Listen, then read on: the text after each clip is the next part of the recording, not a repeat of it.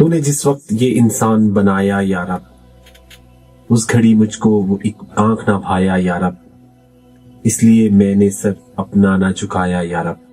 لیکن اب پلٹی ہے کچھ ایسی کایا یا رب۔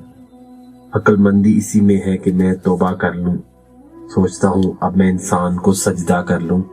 ابتدا میں تھی بہت نرم طبیعت اس کی، قلب و جاں پاک تھے، شفاف تھی نیت اس کی، پھر بتدریج بدلنے لگی خصلت اس کی، اب تو خود مجھ پہ مسلط ہے شرارت اس کی۔ اس سے پہلے کہ میں اپنا ہی تماشا کر لوں، سوچتا ہوں اب انسان کو سجدہ کر لوں۔ بھر گیا بھلا کون سا فتنہ اس میں، پکتا رہتا ہے ہمیشہ کوئی لاوا اس میں، ایک ایک سانس ہے صورت شعلہ اس میں، آگ موجود تھی کیا مجھ سے بھی زیادہ اس میں، اپنا آتش قدِ ذات ہی ٹھنڈا کر لوں، سوچتا ہوں کہ اب انسان کو سجدہ کر لوں۔ اب تو یہ خون کے رشتوں سے بھی اکڑ جاتا ہے،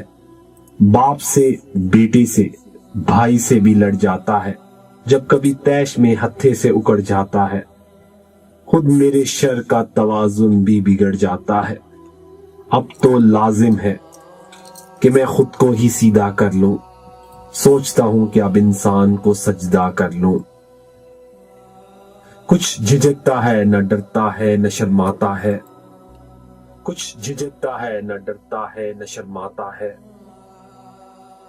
نت نئی فتنہ گری روز ہی دکھلاتا ہے، کیا اب اس کی مریدی کا ارادہ کر لوں، سوچتا ہوں کہ کیا اب انسان کو سجدہ کر لوں، سوچتا ہوں کہ اب انسان کو سجدہ کر لوں۔